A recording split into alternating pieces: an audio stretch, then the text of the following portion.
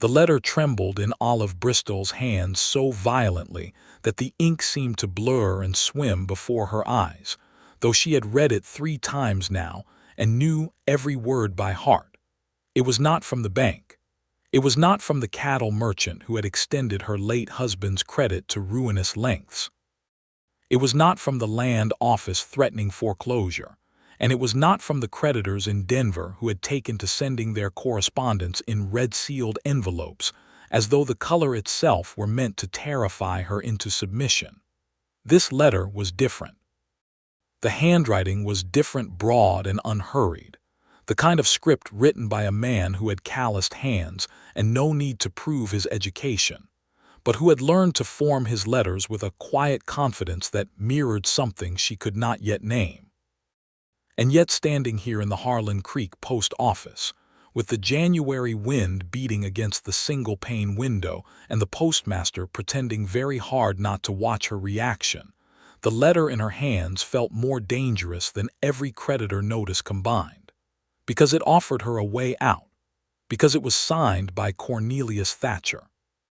Because Cornelius Thatcher owned the land that bordered her crumbling homestead on 3 sides, the same man her dead husband had accused of conspiracy, dark motives, and land-grabbing schemes in his final drunken months. And now that man had written her a letter that read, in part, as follows: "I am aware of your situation, Mrs. Bristol. I am not writing to pressure you. I am writing because I believe there may be a solution that serves you well, and because I have kept my silence about the nature of your husband's debts long enough. You deserve the truth. I would consider it an honor if you would allow me to call on you Thursday next, at your convenience, to speak plainly." The postmaster cleared his throat. Olive folded the letter with fingers that had gone cold. She set her jaw, tucked it into the inside pocket of her wool coat alongside the 4 red-sealed envelopes she had not yet opened, and walked back out into the howling January of 1882. She did not know yet whether Cornelius Thatcher was her salvation or her ruin. She only knew that for the first time in 8 months, she felt something other than the dead, grinding weight of despair. She felt afraid. And fear, she had learned in the long winter of her widowhood, at least meant you were still fighting. The town of Harlan Creek, Colorado, sat at the foot of the San Juan Mountains like something God had set down and then thought better of. It had 600 residents in the generous accounting, a main street that turned to sucking mud every spring, 2 saloons, 1 church, a proper general store run by the Huang family who had come west with the railroad and stayed when it moved on, and a post office staffed entirely by a 60-year-old man named Derek Holt who read other people's mail only when he thought the circumstances warranted it, which was often. Olive had arrived in Harlan Creek 2 years prior as the bride of Martin Bristol, a man she had married in the practical, unsentimental way that a woman of 26 with no money and no family left in Cincinnati could marry a man she had met twice through correspondence. Martin had seemed decent enough in his letters. He had a homestead, he said. He had 140 head of cattle and prospects for more. He had a house with 4 rooms and a good well. What his letters had omitted was that the homestead was mortgaged twice over, the cattle were in poor condition and poorly managed, the 4-room house had a roof that wept every time it rained, and Martin Bristol himself had a relationship with whiskey that preceded any relationship he might form with a wife. He had not been cruel, precisely. He had been absent even when he was standing in the same room, his eyes carrying that particular glaze that Olive came to recognize the way other women recognized the smell of bread baking. He had died in October of 1881, 8 months ago now, when his horse had thrown him returning from one of the saloons on a wet night, and the fall had broken his neck. The county had been kind enough to call it an accident and leave the whiskey out of the official record. What the county had not been kind enough to do was make his debts disappear with him. Olive walked back to the homestead through the cold, her boots finding every frozen rut in the 2 miles of road between town and her front door, and she thought about the letter in her pocket and about Cornelius Thatcher, and about whether it was possible that she had simply been wrong about him from the beginning. Martin had hated Thatcher with a passion that could ignite a room. He had called him a schemer, a land baron in the making, a man who used his money and his position to slowly strangle the smaller ranchers out of existence. In his darker moods, he had blamed Thatcher for the failing cattle prices, for the bad winter of 1880, for the bank's refusal to extend his credit further. In his very darkest moods, late at night when the whiskey had taken him all the way down, he had whispered things about Thatcher that Olive had not known whether to believe or dismiss as the delusions of a man whose pride was drowning. She had never met Cornelius Thatcher, not once in 2 years. She had seen him at a distance in town, a tall man on a dark horse with the kind of unhurried way of moving that suggested he had never been in a situation he could not manage. She had heard his name attached to adjectives of varied character, depending on who was speaking. The Huang family at the general store spoke of him with cautious respect. He paid his accounts promptly, bought locally when he could, and had once, according to Mrs. Huang, personally vouched for a Mexican family's land claim when the county assessor had tried some very questionable accounting. The men at the saloon spoke of him, with the complicated mixture of resentment and admiration that small men reserve for larger ones. The minister's wife, who had opinions about everyone and shared them freely, had told Olive that Cornelius Thatcher was a man who had built his ranch from nothing, had fought for it through drought and the brutal winter of 1876, had buried a wife years back and never remarried, and was either a genuinely good man or the most convincing imitation of one she had ever encountered, none of which told Olive what to do about the letter. She reached the homestead as the last of the January light was fading, the cold blue dusk settling over the frozen fields like a held breath. The house was as cold inside as out. She had been rationing firewood for 3 weeks, and she stood in the kitchen in her coat and lit a single lamp and spread the creditor letters out on the table beside Thatcher's. The sum total of what she owed came to $942. She had $11.60 in a tin box under the floorboard in her bedroom. She had a homestead that, if the land office's assessment was accurate, might be worth $300 in its current condition. She had 43 head of cattle surviving from the 140 Martin had claimed, the rest lost to a disease she had not caught in time last summer, and those 43 were thin and would need feed she could not afford through another month of winter. She had, in short, nothing, and she had a letter from Cornelius Thatcher who said he knew the truth about her husband's debts and wanted to speak plainly on Thursday. Olive sat down at the table. She pressed the heels of her hands against her eyes until she saw colors. Then she sat up straight, folded Thatcher's letter carefully, and made a decision. She would see him Thursday. She would listen. She would not be frightened, and she would not be grateful, and she would not be desperate, at least not where he could see it. She had been a great many things in her 28 years. A good many of them had been thrust upon her without her consent. Being a fool was one thing she intended to avoid. Thursday came in gray and cold, with a sky the color of old pewter and a wind that tested the weather stripping on every window. Olive had been awake since 4 in the morning, unable to stop her mind from running the calculation of what Thatcher might want, and what she could possibly offer in return for anything resembling help. She had dressed carefully in her best remaining dress, a dark green wool that had survived the move from Cincinnati, and she had built a proper fire in the parlor so that the room would be warm by the time he arrived, because she refused to receive a man of consequence in a cold house and have him add it to his list of evidence against her competence. He arrived at 11 o'clock precisely, riding alone, on the dark horse she recognized from her distant observations in town. He tied it at the post near the gate with the ease of a man who had done 1,000 such things, and dismounted with the unhurried grace she had noted before. He was taller up close than she had gauged from a distance, perhaps 6 feet or a little over, broad in the shoulder, wearing a coat that was practical rather than fashionable, with dark hair beginning to gray at the temples and a face that had been weathered by the outdoors to a kind of permanent seriousness that she suspected could rearrange itself into something warmer under the right circumstances. He was 40 years old, she knew from town gossip. She was 28. The gap was not indecent. She noted that she was calculating it and told herself that was ridiculous and premature. She opened the door before he could knock, because she had been watching the window. "Mrs. Bristol," he said, and removed his hat with a natural politeness that was not performative. "Mr. Thatcher," she said, "please come in." She had set the parlor table with the good cups, both of them, and a pot of coffee she had made from her second-to-last measure of grounds. He sat where she indicated, and she sat across from him, and for a moment neither of them spoke while the fire made its small sounds and the wind made its larger ones outside. "I appreciate you agreeing to see me," he said. "I imagine my letter was not entirely what you expected." "I will be honest with you, Mr. Thatcher," Olive said.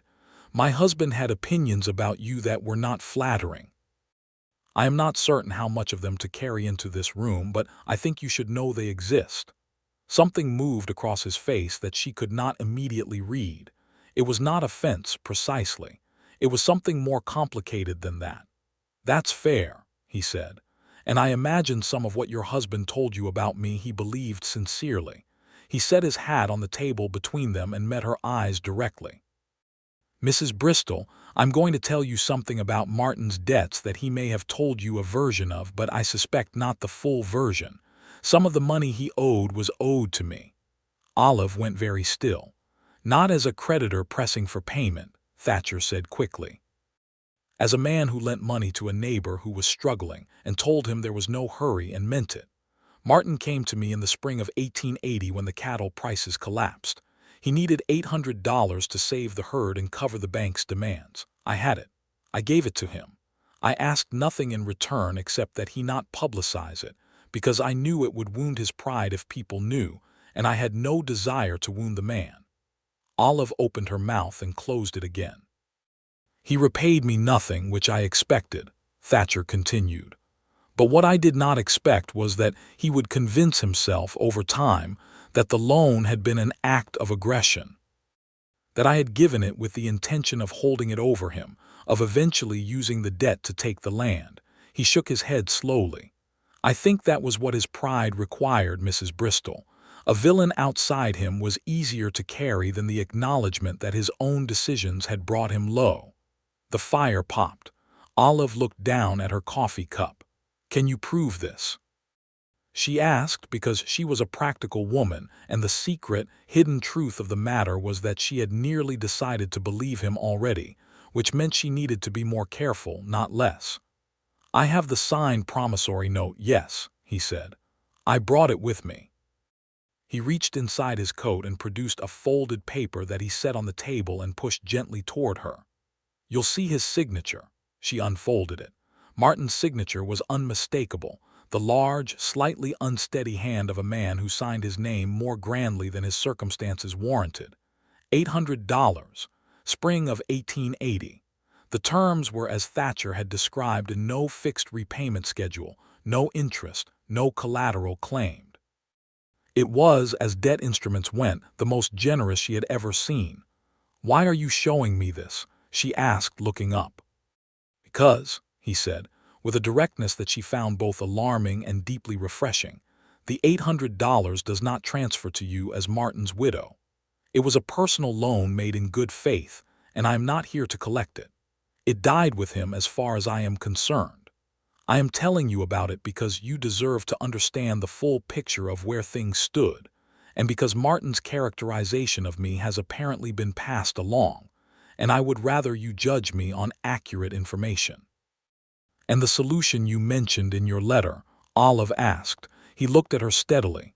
"Your 43 head of cattle," he said. "They're too thin to survive another severe winter without proper feed, which you can't afford. I know the land they're grazing is borderline exhausted from mismanagement. In the spring, when you're trying to rebuild the herd and meet your creditor obligations, you'll have nothing to sell because nothing will be strong enough to sell." He paused. I'm proposing to take them on my land for the remainder of winter and into spring.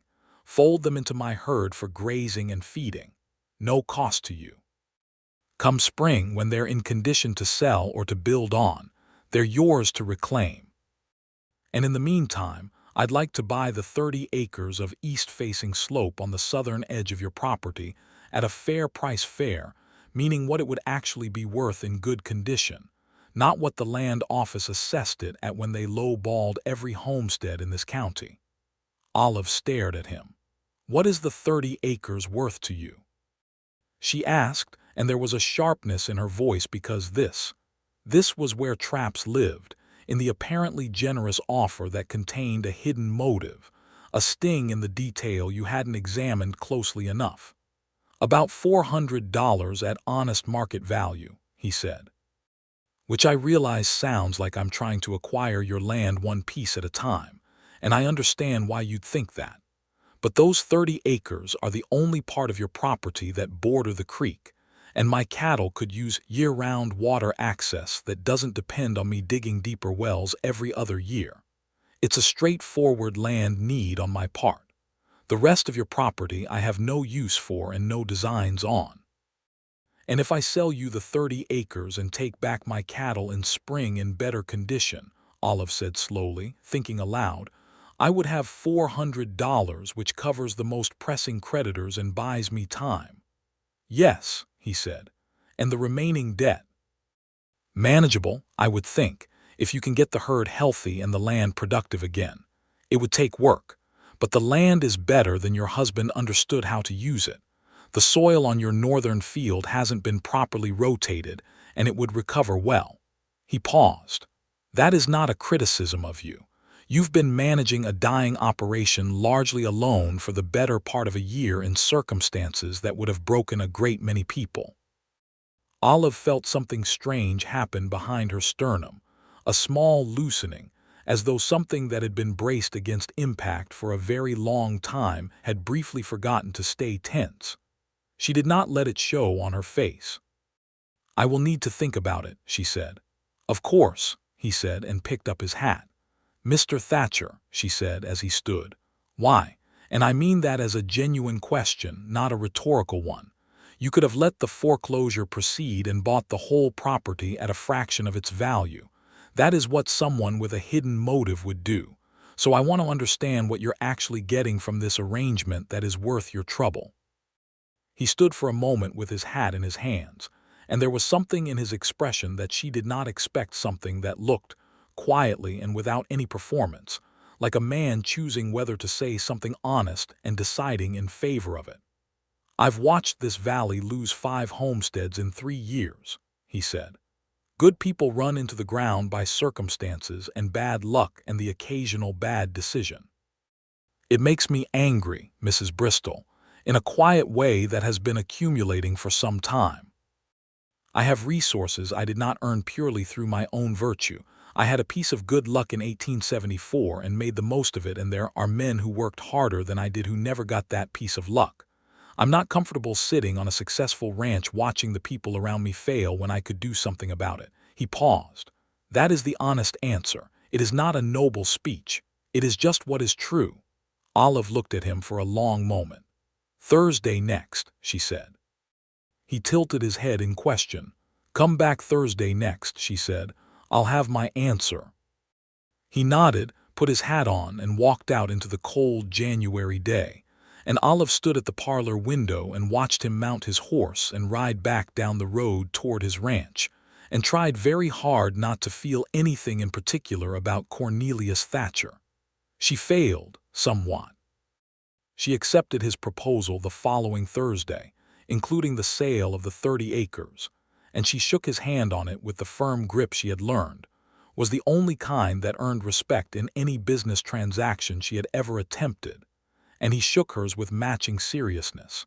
And then he looked at her hand for just a moment after he had released it, a brief and almost involuntary glance, and she tucked that observation away in a part of herself she was not quite ready to examine. The cattle were moved to Thatcher's land that same week. He brought 2 of his hands to help with the driving, Men named Arlo and Pete who were polite and efficient and clearly well treated by their employer, which was a thing Olive noted because a man who treated hired help with respect was usually a more reliable indicator of actual character than any number of polished social performances. The cattle went in good order, and Thatcher's foreman, a serious woman named Clara Reeves, who had been managing his stock operation for 6 years, and had the leathery competence of someone who had been tested many times and never found wanting, assured Olive personally that the animals would be looked after as though they were Thatcher's own. The $400 from the land sale arrived 2 days later in the form of a bank draft, and Olive took it to town and paid the 3 most aggressive creditors and wrote firm, polite letters to the remaining 2 explaining that she would be meeting her obligations in full by midsummer and providing a specific payment schedule that she had calculated to 3 decimal points. Both of them responded within the month with grudging acceptance. For the first time in 8 months, Olive slept through the night. She did not see Thatcher for 2 weeks after the cattle were moved. She found herself noticing his absence, which was inconvenient. She told herself this was simply because he had become associated in her mind with the first relief she had known since Martin's death, and that it was a normal and unremarkable psychological response to the person who had extended a hand when you were drowning.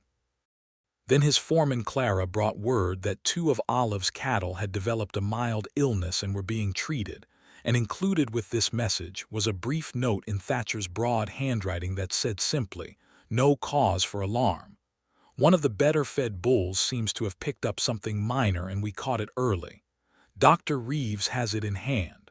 I hope you're keeping warm. I hope you're keeping warm." She read it 3 more times than the cattle information warranted. She wrote back, thanking him for the update, and added at the end, "The roof in the east bedroom has been leaking since November. I have managed it with a bucket, but I suspect I will need to address it before spring thaw makes it considerably worse." She was not entirely sure why she had included that last part. It was not a request. It was, she told herself, simply the natural continuation of a correspondence that had been established. He came the following Saturday, with timber. He did not announce himself ahead of time, which would normally have been the kind of presumption that put her back up immediately. But he arrived with Arlo and Pete and the necessary lumber and materials already loaded in a wagon, and he knocked on the door with his hat in his hands and said, "I hope you'll forgive the lack of advance notice. We had all the material on hand and had a free morning, and I thought if you had an objection to the help you'd tell me directly, which I suspect is true." "It is very much true," Olive said. "Come in, all of you. I'll make coffee." She watched him work from the kitchen window while the coffee heated. He was not the kind of man who supervised from a distance while others worked. He was up on the roof with the others, moving with the practical certainty of someone who had built things with his hands for a long time and knew how they fit together. He was not performing it for her benefit because he did not appear to be aware that she was watching, which made watching considerably more permissible. When they came in for coffee, there was an ease among the 4 of them that surprised her. The way Thatcher sat at her kitchen table with the same relaxed naturalness he would presumably sit at his own. The way Arlo and Pete drank their coffee and talked about the weather and the state of the winter range without any of the social stiffness that might have made the situation uncomfortable. "You built your ranch yourself?" she asked Thatcher, while his 2 hands were engaged in a debate about whether the dry spell in December was going to mean an early or late spring thaw. "My father and I started it," he said. "He died when I was 23. I had about 80 acres and $100 and a notion that it could be more than it was." He looked at the table's surface for a moment. "My wife Helena helped build most of the house, actually. She was better with a level than I was. She passed in 1876 influenza, a pause that was not dramatic, simply factual. After that I mostly just worked." "I'm sorry," Olive said, and meant it without calculation. "Thank you," he said, and meant that too.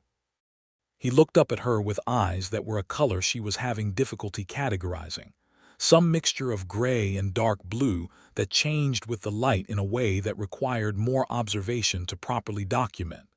And there was nothing particularly complicated in the look, except that it lasted about 2 seconds longer than polite social interaction strictly required. "How did you come to Colorado?" he asked. She told him, briefly and without self-pity, the practical facts of her marriage to Martin and the journey west.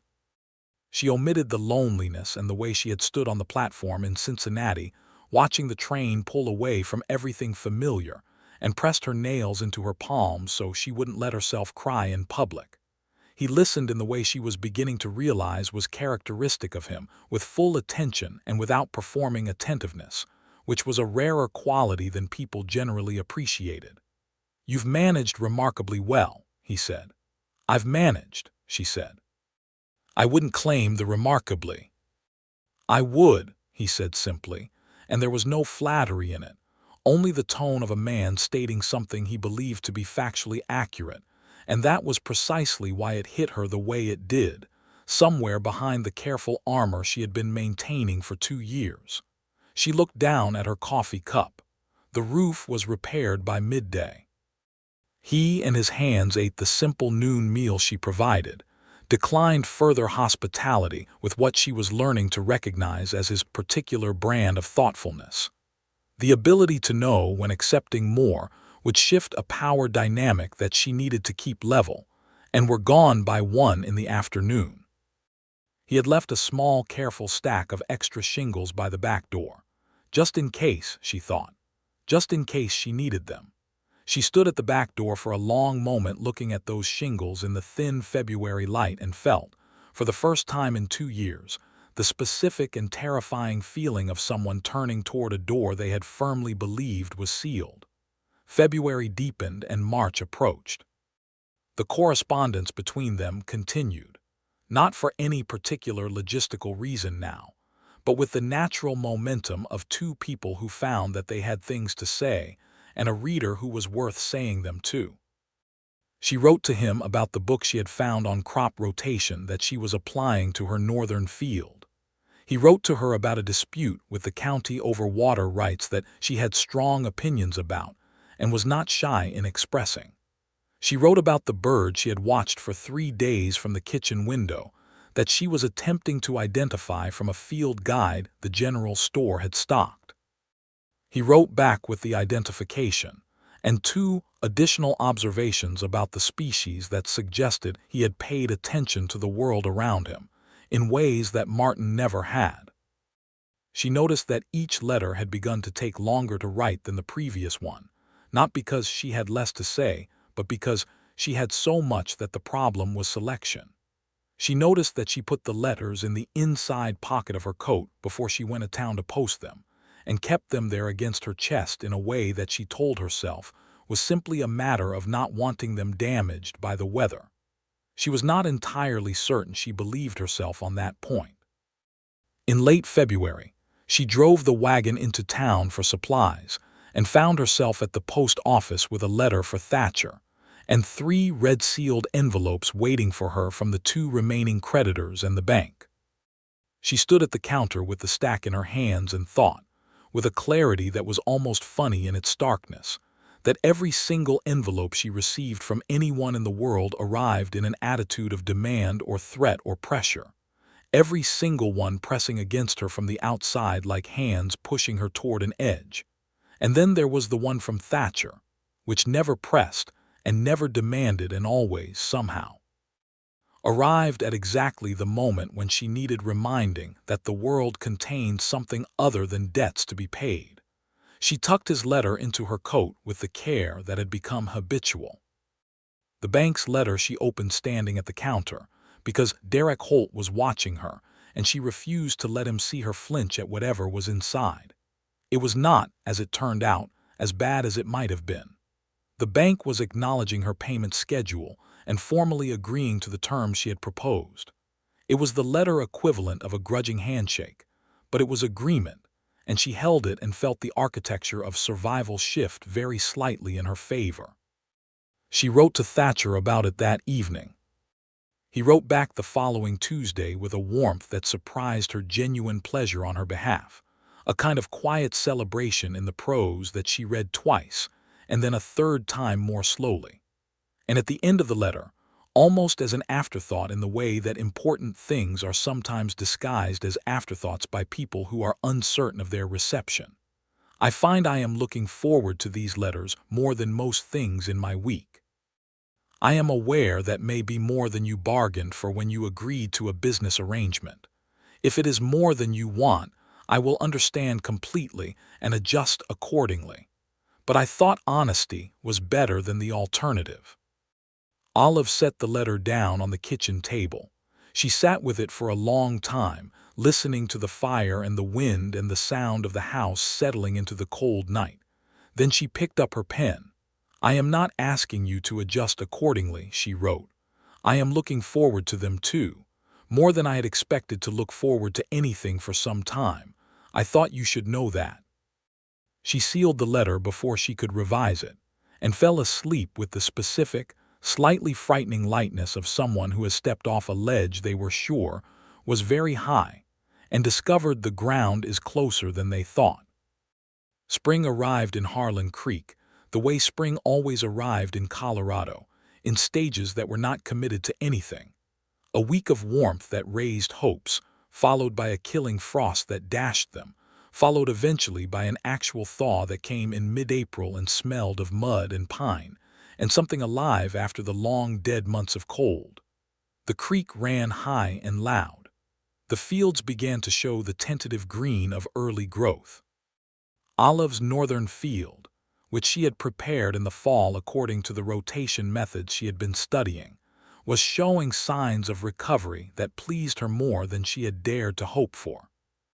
Thatcher's letter arrived on the second week of April with the news that her cattle had come through the winter in good condition.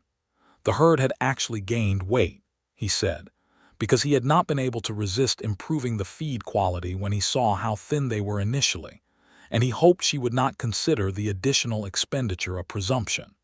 He wrote that she could come to see them any time she wished, or he could have them driven back when she was ready, whichever she preferred. She wrote that she would come herself. She rode to the Thatcher Ranch on a Thursday morning in mid-April, when the sky had made one of its periodic Colorado promises of genuine spring, blue and clear, and carrying the smell of the warming earth. The Thatcher Ranch was larger than she had imagined up close, not ostentatiously large, not the kind of operation that announced itself from 5 miles out, but solid and well-maintained, with buildings that had been built to last and tended to remain that way, the kind of place that showed the accumulated care of years. He met her at the gate himself on foot, as though he had been watching for her. "Mrs. Bristol," he said, and there was something different in his expression today, an openness that the careful social frame of their previous meetings had not fully permitted. Out here on his own land in the open spring air, he looked like himself in a way she was suddenly aware she had been wanting to see. "Mr. Thatcher," she said, and swung down from her horse with a competence she had worked hard to develop, because she had arrived in Colorado barely able to stay in the saddle, and had spent the better part of a year teaching herself what Martin had never bothered to teach. He showed her the cattle. They were, as he had written, in excellent condition, her 43 head looking sleek and well-fed, moving easily across the spring pasture with the uncomplicated contentment of animals that had been properly cared for. Clara Reeves joined them for this portion of the tour, and spoke knowledgeably about the health of each animal in the way of someone who regarded their work as a genuine craft, and Olive asked questions, and listened carefully and made notes in the small notebook she had taken to carrying. After they had seen the cattle, Thatcher walked her along the edge of the property that ran against what had been the 30 acres she had sold him, and he pointed out what he intended to do with the creek access in the coming season, and she found herself in the middle of a technical conversation about water management and land use that went on for the better part of an hour, and was, without question, the most genuinely interesting conversation she had had in 2 years and possibly longer. You should have been a rancher yourself, he said, not mockingly, with simple observation. I am a rancher, she said. He looked at her. A corner of his mouth moved. Yes, he said, you are. They had walked back toward the house by now, and Clara Reeves had long since departed to other work, and it was just the two of them standing at the gate in the warm April air with the particular quality of afternoon light that happens after winter breaks and makes everything look like it was always supposed to be this color. I'd like to ask you something, he said. Ask, she said. Would you consider having supper with me, he said. Not as a business discussion, I mean as a social occasion. If that is something you would want. Olive looked at him for a moment. The practical part of her mind ran rapidly through the social arithmetic, widowed for less than a year, accepting a social invitation from a man of means and adjacent property. The things people in a small town would say, the construction that could be put on it. The same part of her mind then considered that she was 28 years old and had spent 2 years in a marriage that had been merely functional at best and lonely at its frequent worst, and that she was tired, bone tired, of making every decision based on what other people might say about it. Yes, she said, I would like that very much. He smiled then, a full and genuine smile that rearranged his face entirely, and confirmed what she had been suspecting, that whatever warmth he generally kept banked and banked well had, when it came out, the quality of something that could light a very dark room. They had supper that Friday at the Harlan Creek Hotel's dining room, which was the only establishment in town that could be described as a proper restaurant, and it was entirely public and entirely proper and entirely lovely. She wore her green wool dress. He wore a clean shirt and a coat that fit him well and had clearly been chosen with some care. They sat across from each other and ordered the beef and roasted vegetables and talked for 3 hours, well past the time when the dining room had emptied of its other occupants, and the proprietress was exchanging meaningful looks with her husband about whether these two would ever leave. They talked about books. He read more than she had expected, a range that went from the practical to the philosophical, and included a dog-eared copy of George Eliot's Middlemarch that he had apparently been working through for the second time. They talked about the politics of land ownership in the West and the injustices of the homestead process that had promised small farmers a livable future and delivered, too often, an impossible burden. They talked about the railroad and what it was doing to the economic geography of the region, and she had opinions that were pointed and well-reasoned, and he disagreed with one of them specifically, and told her why with a directness that she found, to her own mild surprise, enormously attractive. You argued that wrong, she told him. I argued it completely correctly, he said, with the absolute equanimity of a man who is comfortable being challenged. You've missed the second-order effect entirely, she said. Tell me what you think it is, he said, and leaned forward slightly, and there was nothing in his expression but genuine interest, no condescension, no patience of a man with a woman, just someone who wanted to hear what she thought because he actually believed it would be worth hearing. She told him, at length, with the full force of the argument she had been building in her head since the topic had come up. When she finished, he was quiet for a moment. All right, he said, you're right about the second-order effect. I concede the point. Thank you, she said. You're the most formidable person I've had a conversation with in several years, he said, possibly longer. The proprietress was now standing in the doorway of the kitchen with her arms folded. Olive and Thatcher looked at her, and then at each other, and both of them laughed at the same moment. And it was the particular laughter of two people who have recognized something in the other person that corresponds to something in themselves, and the recognition is so unexpectedly precise that the only possible response is delight. They walked out into the spring night, and he walked her to where she had hitched her horse, and they stood in the cool April dark with the sound of the main street quieting around them. I would like to do this again, he said. Yes, she said, I would like that. He did not try to kiss her. He helped her to mount, She did not strictly need the help, but accepted it as a form of communication rather than an implication of incapability.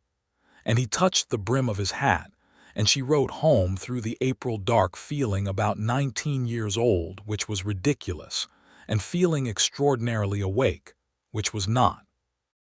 May arrived and the suppers continued, once weekly and then twice, and then they began to take walks in the afternoons when she could manage the time, and the walks covered the breadth of subjects and the miles with equal energy. He showed her the upper portions of his land, where the range was changing from winter brown to the extraordinary green of spring, and she showed him what she was doing with the northern field, and the patience with which the recovering soil was responding, and they traded observations and argued amiably, and sat on fence rails in the afternoon sun, and talked about everything and nothing. She had not allowed herself, she realized in the middle of May, to simply talk to someone, to have a person to whom she could bring the whole contents of her mind and expect them to be received, since her mother had died 6 years ago. The isolation of it was something she had not fully reckoned with until it was lifted.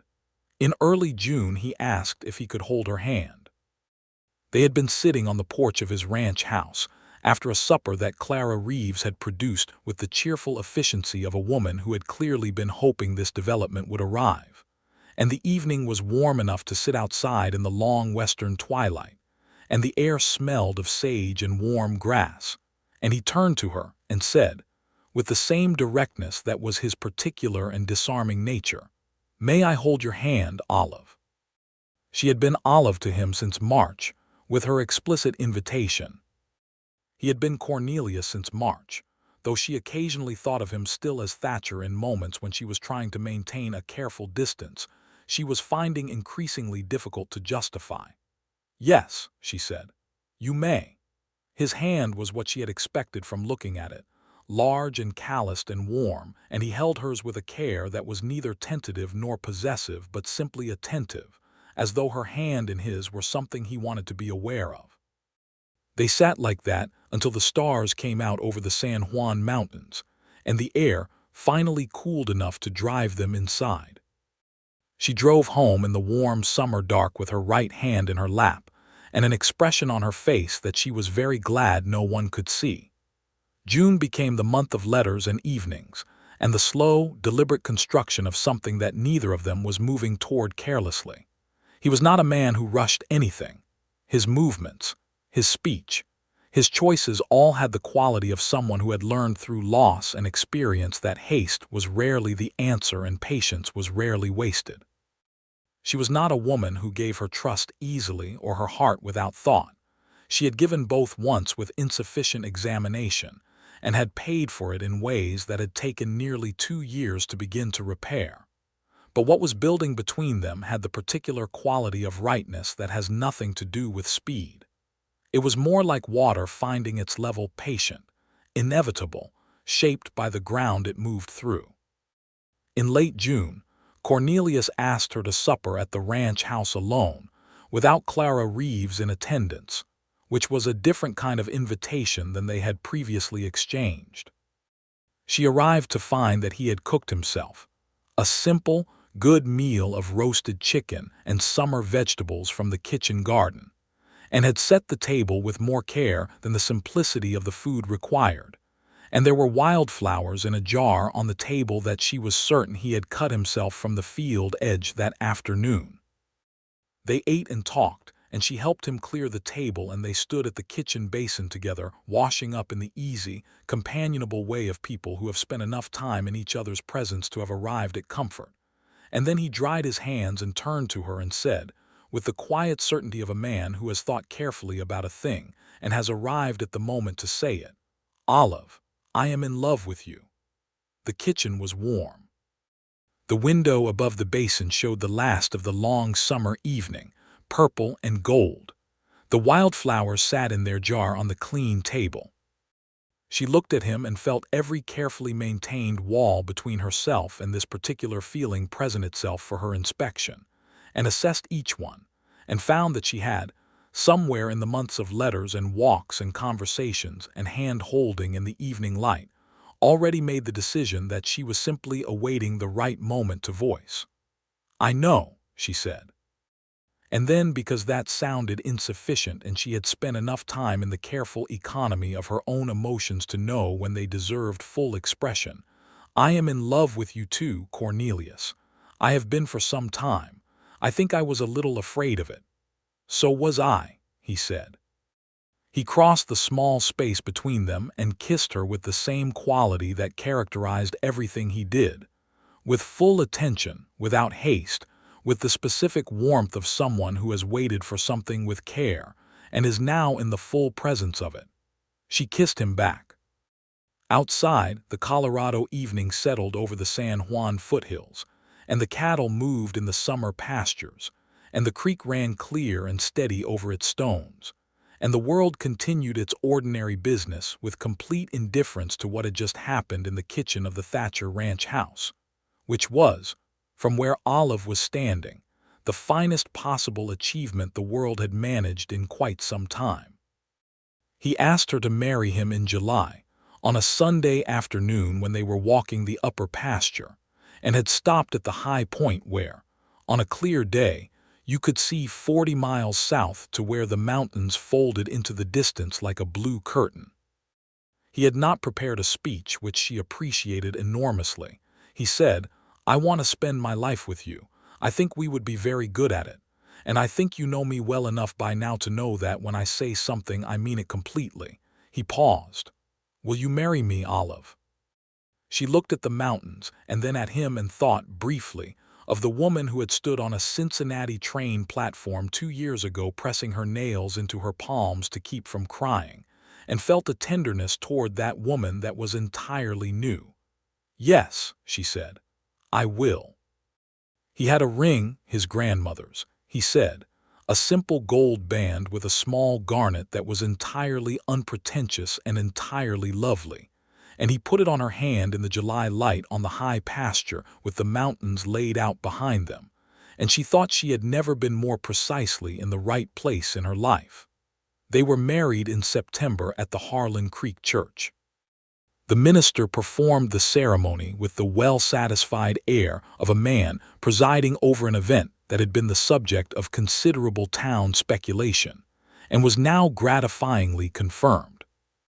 Half the town came, including the Huang family from the general store, who brought a wedding gift of preserved goods and tea that made Olive genuinely emotional, and Clara Reeves, who sat in the front row, in a dress that suggested she had made an effort she would not otherwise have been bothered to make, and Derek Holt from the post office, who wept openly throughout the ceremony, which surprised everyone including himself.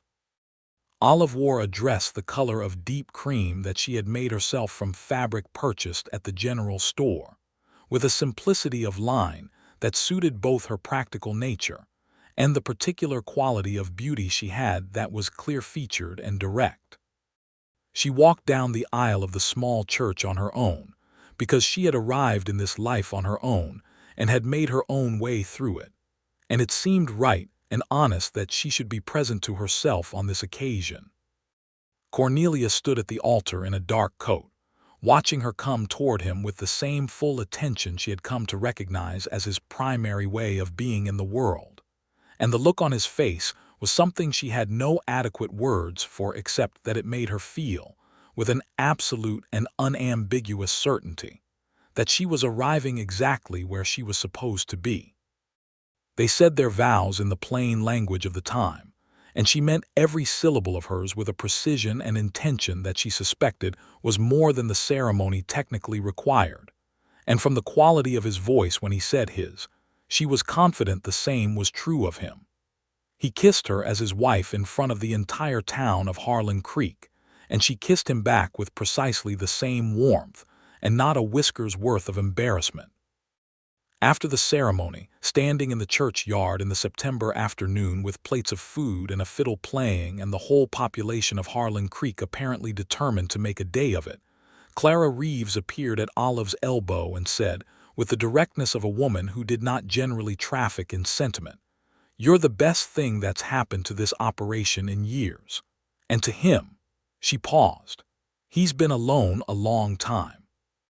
Don't let him be alone even when you're in the same room, if you take my meaning." "I take your meaning," Olive said. Clara nodded. "Good," she said, and returned to the food table with the businesslike air of a woman who had said what needed saying and was now prepared to move on. Olive and Cornelius spent the first winter of their marriage in a state of domestic happiness that neither of them announced, but both of them maintained with the shared, quiet determination of people who have come to something hard-won and know better than to take it lightly. She moved into the ranch house. The homestead property, all of it except the 30 Creek acres already sold, she retained in her name, which Cornelius had explicitly supported, on the grounds that a woman who had fought that hard to hold a piece of land deserved to keep it in her name when she chose to. They began working it jointly, incorporating her northern fields into a crop rotation that fed part of the Thatcher herd through winter, which reduced feed costs and improved the land simultaneously. Olive had been right about the soil recovery, and by the following spring, the field was producing at a rate that made the agricultural papers she had been studying look like they knew what they were talking about. She paid off the last of Martin Bristol's debts in February of 1883, 16 months after the first letter from Cornelius had arrived in the stack of red-sealed envelopes at the Harlan Creek post office. She walked out of the bank into the cold February air and stood on the main street of Harlan Creek, and breathed for a moment with the specific quality of breath that only exists when a weight you have been carrying for a very long time is finally, genuinely gone. Then she went to the post office and posted a letter to Cornelius, who was at the ranch, telling him. He was waiting on the porch when she arrived home, having ridden out to meet her halfway, and then turned back when he realized she would want to come home in her own time and her own way. He was holding 2 cups of coffee that had probably been hot when he'd poured them. "The last one," he said. "The last one," she said. He handed her the coffee and put his arm around her, and they stood on the porch in the February cold for a while, not needing to say very much else. She was pregnant by March of 1883, which she discovered with a combination of wonder and practical determination that characterized most of the ways she encountered significant information. She told Cornelius on a Tuesday evening after supper, sitting at the kitchen table in the way that had become habitual, the long evening conversations, the two of them with their coffee and their books and their comfortable, alive silence. "I'm going to have a child," she said, without preamble. He set down his book. She watched him process this and saw in sequence surprise, something large and complex she could not immediately name, and then a warmth so open and unguarded that she felt her heart perform a movement that was entirely involuntary. He reached across the table and took her hand in both of his. "Olive," he said, and then appeared to be at a brief loss for words, which was unusual enough to be notable. "I know," she said gently. "Are you well?" he asked, shifting immediately to the practical in a way she had come to adore about him. "I'm very well," she said. "Tired in the mornings, otherwise well." He was, in the months that followed, precisely the kind of husband she had not known she needed, but understood completely now that she had him. He did not treat her as though pregnancy were an illness. He did not take over decisions that were hers to make. He did not diminish her capabilities or her authority over her own body and experience.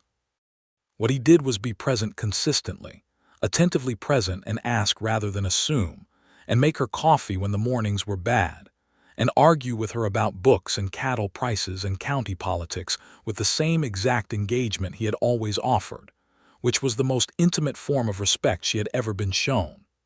The baby came in October of 1883, a boy, born with the cooperative efficiency of a child who seemed to have absorbed his mother's practicality even in utero. They named him William James Thatcher William for no one in particular, simply because they both liked it, and James for Cornelius's father, who had helped build the ranch with his hands before his death. William was a healthy, vociferous, enormously satisfying child, and Olive took to motherhood with the same applied intelligence she brought to everything, reading every medical and practical resource available, and deploying a combination of instinct and analysis that Clara Reeves observed approvingly from the sidelines as being exactly what she would have expected. Cornelius was, without any reservation, the most devoted father Olive had ever observed. He was up with the baby in the night without complaint or drama. He learned to manage feeding and settling with the same patient competence he brought to everything he did. He sat with William in the evenings by the fire with the child's small weight on his chest, reading aloud from whatever book was in progress, apparently on the theory that it was never too early to expose a person to good literature.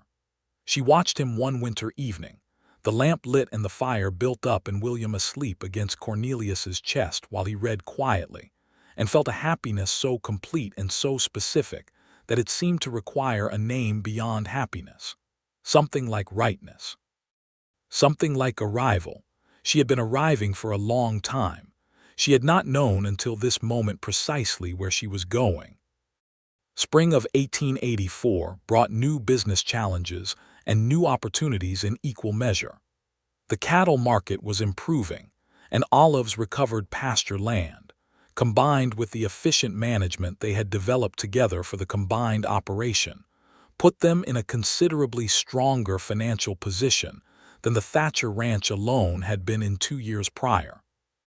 She had begun to think about what the homestead land could become with sustained attention, whether they might eventually expand the crop side of the operation and supply local markets more directly, reducing dependence on the fluctuating cattle prices that had ruined so many of the valley's smaller ranchers.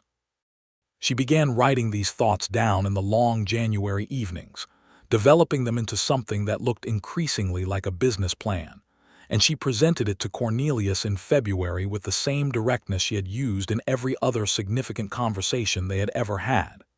He read it carefully, asked 6 questions, pushed back on 2 assumptions with specific reasoning, agreed with the rest, and said, "Let's do it.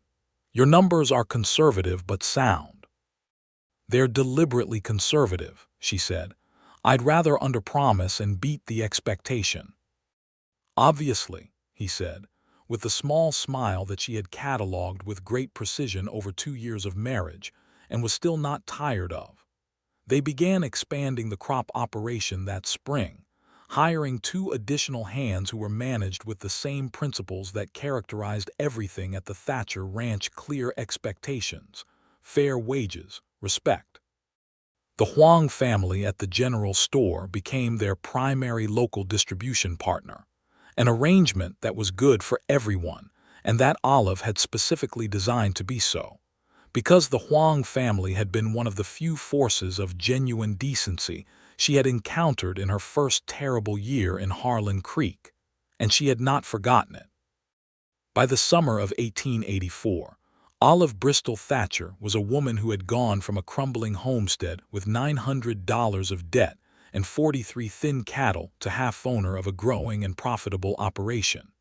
And she had done it with clear eyes and hard work, and the specific good fortune of encountering, at the precise moment when every creditor in the world seemed to be pressing against her from all sides, a man who had decided to write her a letter in an unhurried hand and tell her the truth. She thought about that often, in the particular way you think about the moments where everything turned. If she had never written that brief note at the end of her return letter, "I'm not asking you to adjust accordingly," what then?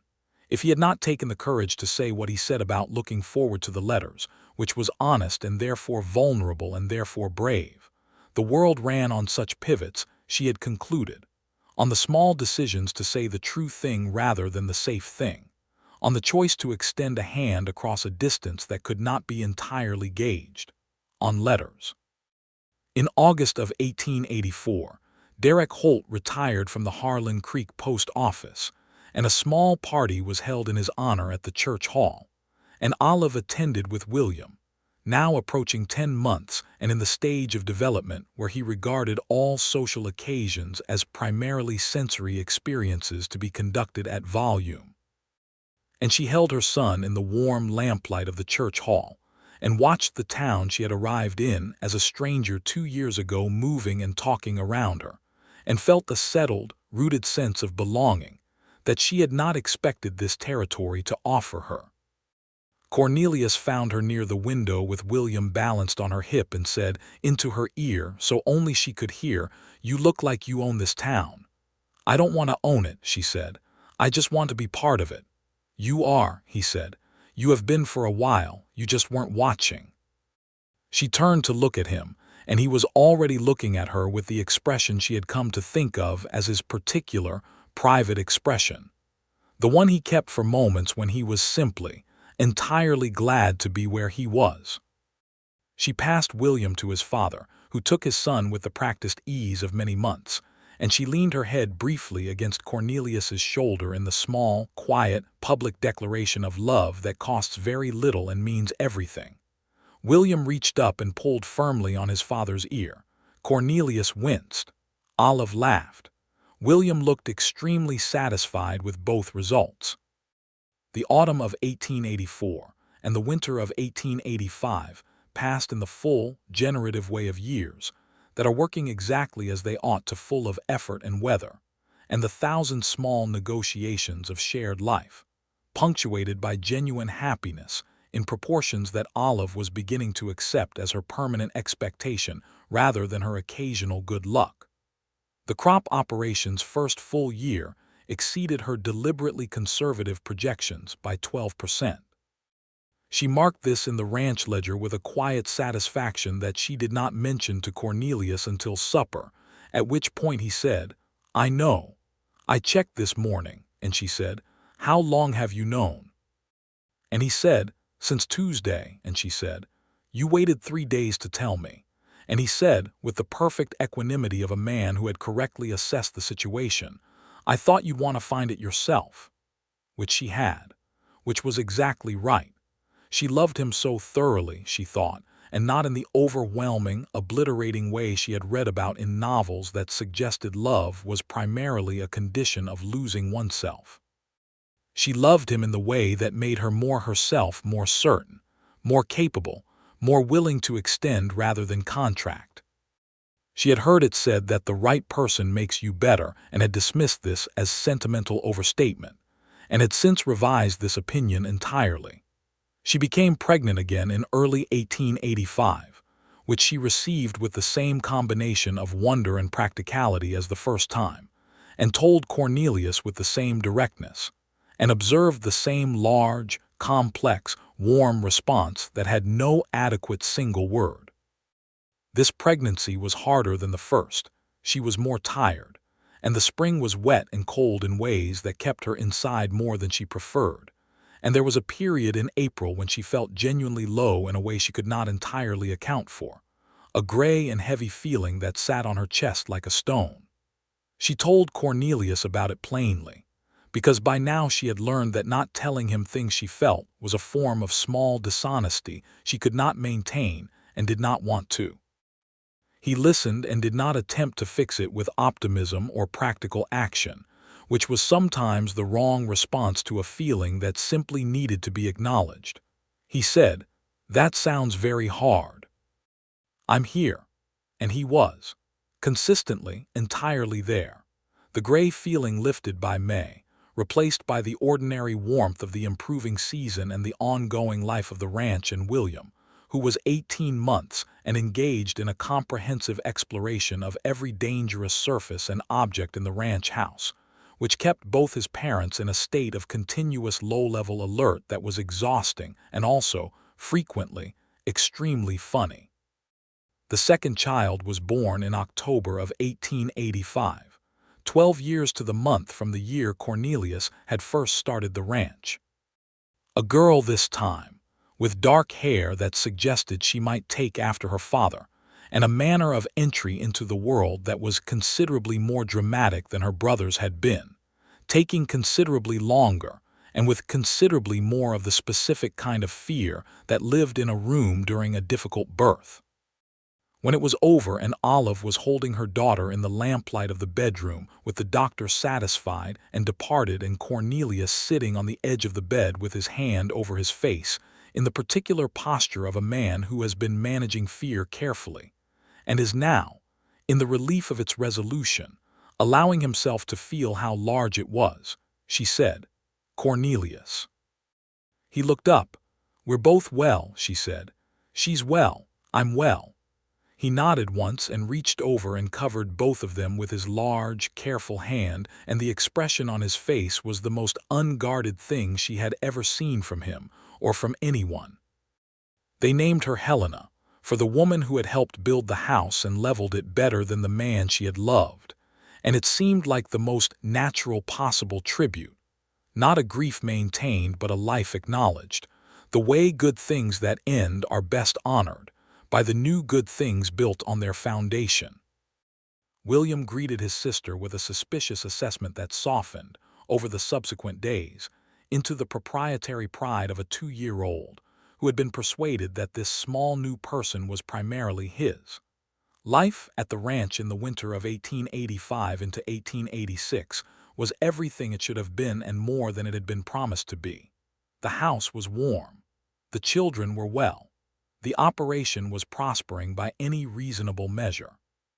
The letters between Olive and Cornelius had long since ceased to be the primary medium of their communication, replaced by the infinitely richer conversation of shared daily life.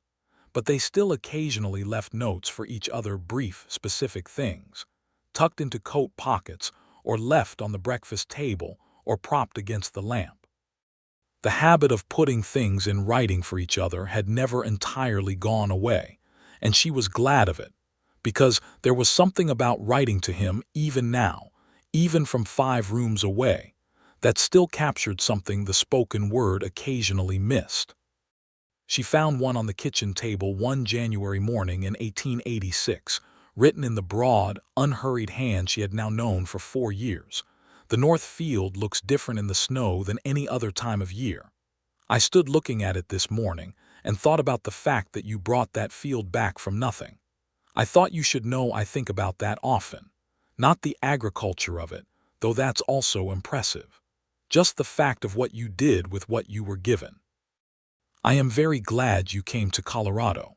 I am very glad you were the one to open the door that Thursday." She stood at the kitchen table in the January morning with the house quiet around her, and William asleep and Helena just beginning to stir in the small sounds that preceded her daily opinion of the world, and she read the note twice. Then she sat down and wrote back, because that was what you did when someone told you a true thing. You offered a true thing in return, as many times as it took, for as long as you had. I am glad I opened it too. I was afraid, and I opened it anyway because I was more afraid of what I would miss if I didn't. You were not what I expected, Cornelius. You were better. You have been, in every single way, better than I knew how to hope for. I would write you a letter every day for the rest of my life if I thought you needed reminding of how completely I love you. Since I suspect you know, I will settle for this one, and for the fact that I intend to tell you in person approximately as soon as Helena gives me 5 minutes. She tucked the note under his coffee cup so he would find it when he came in from the morning chores, and went to pick up her daughter from the cradle, and stood in the warm kitchen of the house that had been built by a woman named Helena and a man who had become her husband and was now her whole life, and held her daughter in the winter light, and felt the simple, extraordinary truth of having arrived exactly where you were supposed to be. They continued on in the years that followed with the same hard work and the same shared intelligence and the same love that had never stopped being chosen. Because love that does not require choosing every day is not the kind that lasts, and theirs was the kind that lasted. The crop operation grew into a genuine source of income that diversified the ranch's financial foundation in ways that proved their value in the difficult year of 1887, when cattle prices fell sharply across the region, and a dozen ranches in the county found themselves in serious trouble. The Thatcher operation weathered it because of the planning Olive had done in 1884, and because of Clara Reeves's management of the herd with a flinty efficiency that never wasted anything, and because of Cornelius's steady decision-making in the face of pressure that would have caused a more anxious man to make the kinds of reactive choices that lead to ruin. Several of the ranchers who struggled that year came to Cornelius for advice, and he gave it freely and with specific practical detail. And Olive sat in on these conversations and contributed to them with the frank, well-reasoned observations that had by now earned her a reputation in the valley as someone whose opinion on agricultural and financial matters was worth having. She was not always welcomed in this capacity by men who found it uncomfortable, which she noted and factored in and did not allow to stop her. The injustice of it, the reflexive dismissal of her competence by men who had never examined their own assumptions, was a thing she felt with consistent clarity. She had learned in the years since Cincinnati that the most effective response to being dismissed was not rage, though rage was sometimes warranted and honest, but the patient accumulation of a record so undeniable that dismissal became progressively more difficult to sustain. She was building that record. She intended to keep building it. William started school in 1888, an event that he regarded with the deep philosophical skepticism of a child who was already reading competently and was not entirely convinced that organized education would offer much he couldn't obtain at home from his mother's library. He was, Olive reflected with affection, his father's son in his unhurried directness and his mother's son in his complete willingness to state an opinion, and the combination made him somewhat exhausting and entirely wonderful. Helena, 18 months younger, was the more socially intuitive of the two, quicker to read a room, quicker to adjust, with her mother's practicality and her father's warmth in a combination that made her a small force of nature in every social setting she encountered. She had strong opinions about her clothing and the arrangement of her breakfast and the proper sequence of events in a story, and she expressed these opinions at length and with complete certainty. Cornelius said, watching his daughter explain to Arlo in grave detail why he had stacked the firewood incorrectly, "She's going to be extraordinary. She's going to be exhausting," Olive said fondly. "Those are the same thing," he said. By 1889, Colorado had become a state the previous year, and the political landscape of the region was shifting in ways that affected land policy and water rights, and the ongoing struggle between large and small interests that Olive had been watching and thinking about since her first year on the homestead. She had begun writing occasional pieces for the Harlan Creek Gazette on the subject of agricultural policy and small rancher advocacy, pieces that were published under her full name and generated more response, both positive and resistant, than the Gazette's editor had anticipated. The first published piece had generated a letter from a woman in Denver who ran a small advocacy organization for homesteading families, asking if Olive would be willing to correspond. She said yes. The correspondence expanded, over the following months, into an actual working relationship that contributed, incrementally and in ways that were difficult to trace directly, to certain policy discussions in the new state legislature. She told Cornelius about the Denver correspondence over supper, presenting it as a development that might occasionally take her time and attention in ways that affected the ranch schedule. He listened and then said, "Do you need to travel to Denver at any point?" "Possibly," she said. "In the spring, perhaps." "I'll manage things here," he said. "You'll have 2 children and a cattle operation," she said. "Clara will help," he said. "William is nearly 6 and perfectly capable of being useful. Helena will simply dictate instructions to everyone and things will probably run better than usual." She laughed, and he smiled, and under the laughter and the smile was the unspoken thing they both knew, that he was proud of what she was doing, not in the condescending, patron-of-the-arts way of a man whose wife has an interesting hobby. In the way of someone who recognizes capability in a person they love and is glad to see it find its proper size. She went to Denver in April of 1889, the first time she had traveled away from the ranch and the children since Helena's birth. The journey took 2 days each way by train. She was away for 5 days total. Cornelius wrote her every day she was gone. Short letters, specific and warm, about what William had said at breakfast, and what Helena had decided about the arrangement of the living room furniture and the state of the north pasture, and a small thing Arlo had done that was funny in the particular way of ranch life. She wrote back every evening from the small hotel near the advocacy organization's offices, and the letters had the quality of all their early letters. The full press of her attention toward him across a distance, the specific communication of two people who had started, before anything else, with the practice of honesty in writing. She came home to a house that William had decorated with a banner made of several pieces of paper joined together that read, in his still-developing handwriting, "Welcome home, Mom," with each letter a different color. Helena had provided the colors and taken primary credit for the artistic direction. Cornelius was on the porch when the wagon came up the road. He did not run down the path. He was not, temperamentally, a man who ran anywhere.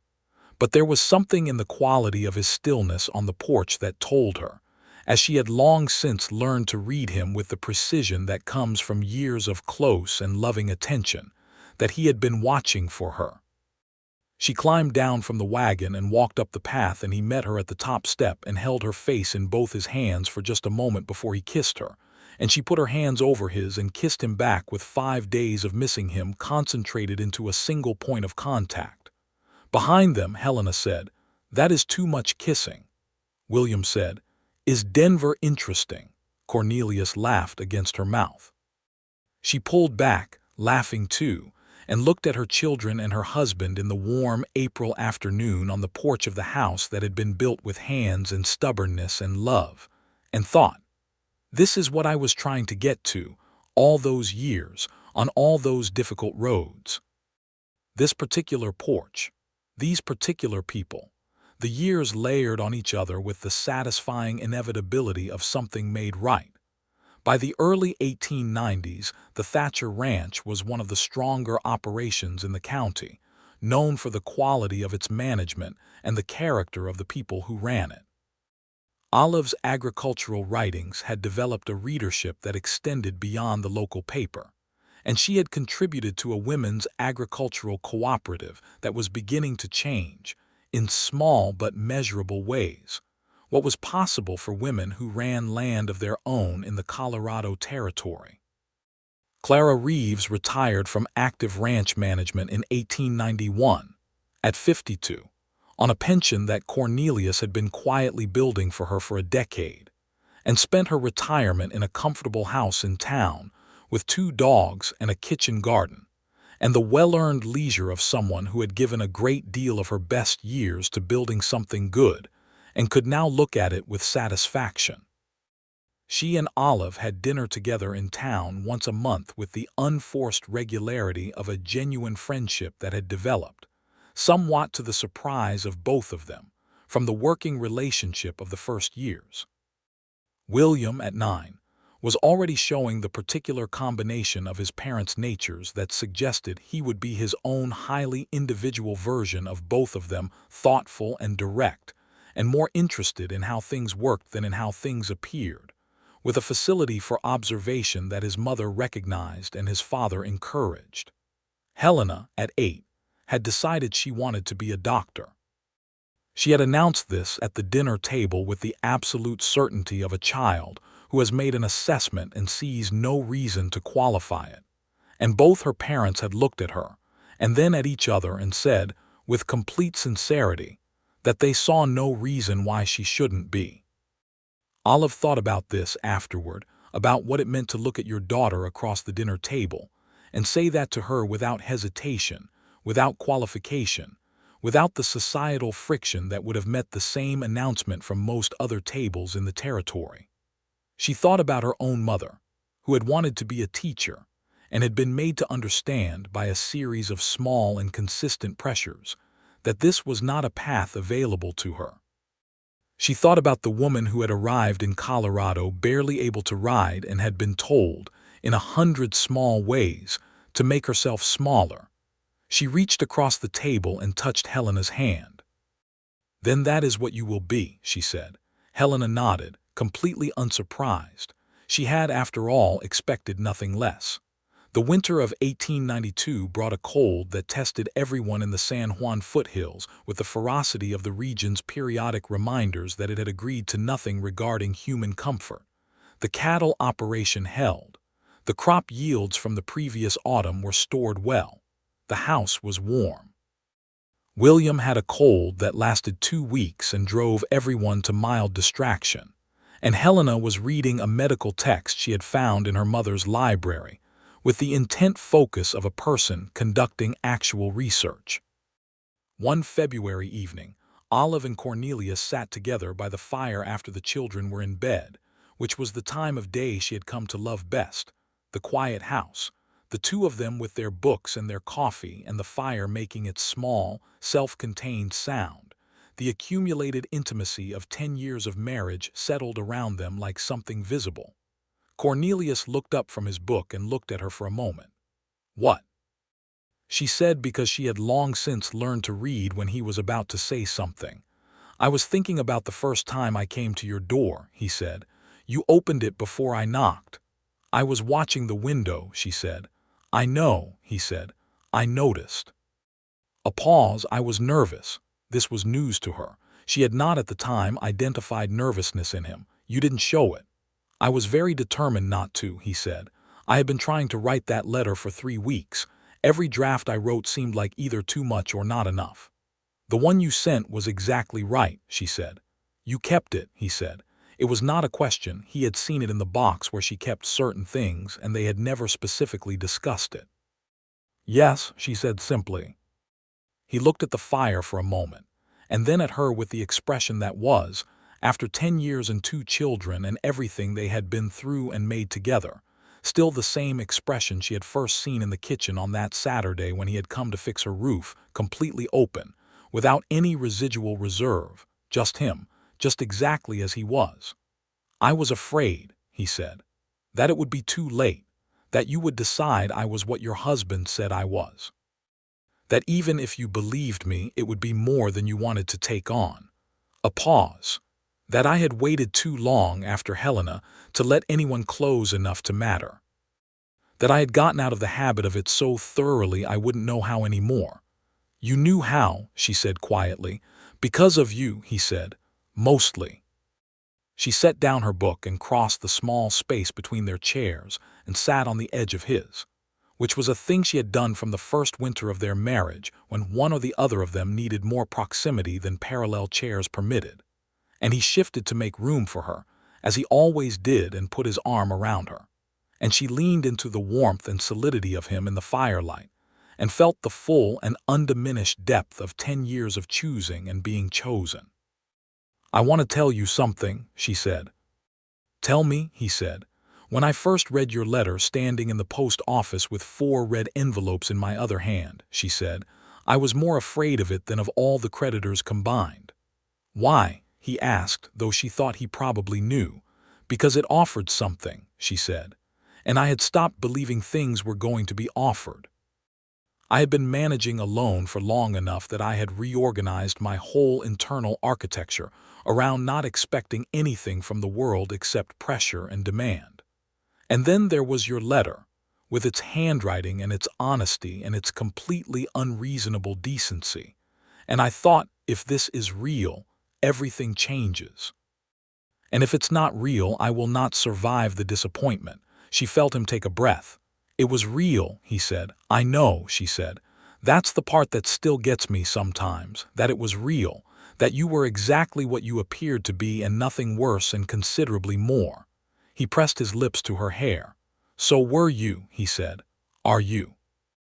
Outside, the February wind moved across the Colorado foothills, and the stars were out over the mountains, and the cattle were settled in the winter pastures, and the creek ran under its thin skin of ice, waiting for spring the way it always did, patient, certain, already carrying the water of the mountains toward the warm season where it would run clear and full, and provide what it always provided for the people and animals and land who depended on it.